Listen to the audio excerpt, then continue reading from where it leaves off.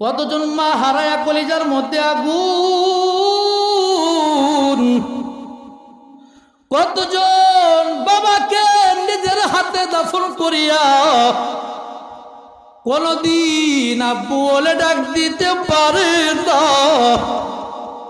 পৃথিবীর কত প্রান্তে প্রান্তে ঘুরে বেড়ায়, কিন্তু দুনিয়ায় বাবা নামের সামিয়ানা, বাবা নামের বিগ ফোটানা কোনদিন বাবা বলে ডাক দিতে পারে না।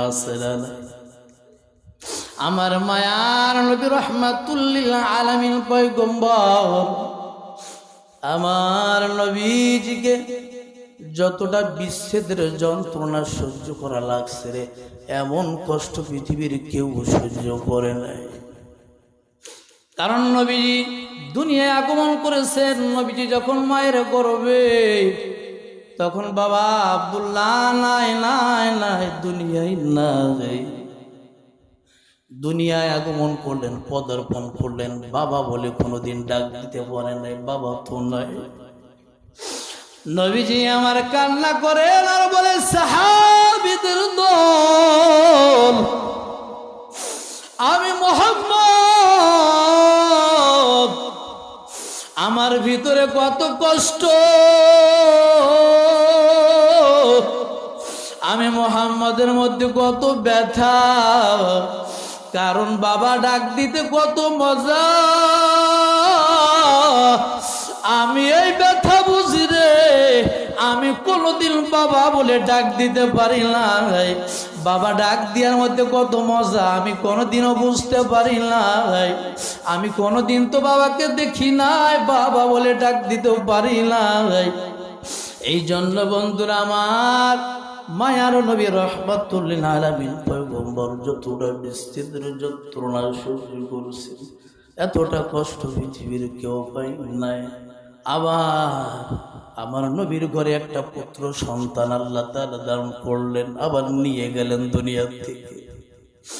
নবীজি ছোট্ট মাসুম, চারটা কন্যা সন্তান আল্লাহ দিলেন, কিন্তু একটা পুত্র সন্তানও দিলেন, দুইটা দিলেন। দুনিয়া থেকে নিয়ে চলে গেলেন। নবীজি চোখের পানি ছেড়ে ছেড়ে কান্দে। সাহাবীরা বলে, নবী আমার, আপনি কেন কান্দেন? আপনি কেন কান্না করেন? আপনি তো নিজেই শিক্ষা দেন, কেউ মারা গেলে কান্না করা ঠিক হবে না। ও নবী আমার, আপনি কেন কান্না করেন? নবী আমার ডাক দিয়ে বলে, সাহাবীরা শোনো,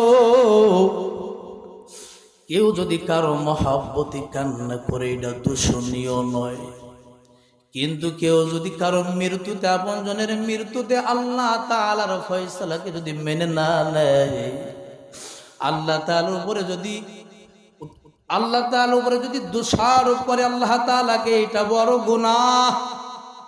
কেউ কেউ কান্না করে আল্লাহ তুমি আমারে কি করলা, এমন কথা বলা যাবে না।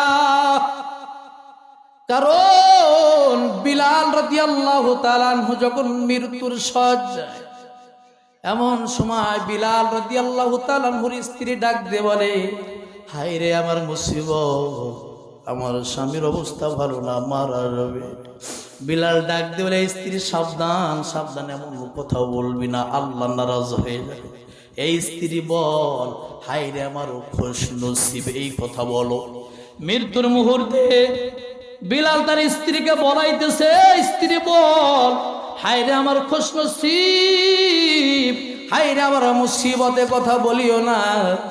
স্ত্রী ডাক দিয়ে বলে, ও স্বামী আমার, আপনি দুনিয়া থেকে বিদায় নিয়ে চলে যাবেন, আমি বিধবা হয়ে যাব, আর এটা আমার জন্য খুশ নসিব কেমন কইরা হয়? বিলাল ডাক দিয়ে বলে, এরে বিবি, আমি তাকায়া দেখতে পাই আমার নবী রাহমাতুল লিল আলামিন পয়গম্বর সাহাবীদের নিয়ে আমি বিলালকে স্বাগতম ওয়েলকাম জানানোর জন্য অপেক্ষা করতেছে। আল্লাহু আকবার। ইউসিলুল হাবিব ইলাল হাবিব, আমি এখন আমার বন্ধুর সাথে মুলাকাত করব। এখন আমার মালাকুল মাউত এসে আমাকে দুনিয়া থেকে আমাকে বিদায় করবে, পরকাল জিন্দেগিতে আমাকে স্বাগতম জানাইবে। আমি আমার নবী রহমাতুল লিল আলামিন পয়গম্বরের সঙ্গে মোলাকাত করব, তাদের সঙ্গে মিলিয়ে যাব। এর বিবি, না না না, এটা মুসিবত না। মানুষ মরে না, ইন্তেকালের শাব্দিক অর্থ হলো স্থান পরিবর্তন করা। এই যে বোতল এই পাশে রয়েছে, এই বোতল, পানির বোতলটা এই পাশে রাখলাম, এর নাম ইন্তেকাল, মানে স্থানান্তরিত করা। এক জায়গা থেকে আর এক জায়গা সরানো, এর নাম হলো ইন্তেকাল। দুনিয়া থেকে আপনাকে বদল কইরা দুনিয়া থেকে আপনাকে বিদায় জানাবে, দুনিয়া থেকে আপনাকে বিদায় করবে, কিন্তু আপনার অস্তিত্ব মিলন হবে না। আল্লাহ তাআলা তোমার কবরের মধ্যে যদি নেককার হও, কবর মধ্যে যাওয়ার পর হাদিসের মধ্যে লেখে, সহিহ হাদিস, তোমার নজর যত দূর যাবে তত দূর পর্যন্ত তোমার কবরটা আল্লাহ তাআলা প্রশস্ত করে দিবেন। সুবহানাল্লাহ।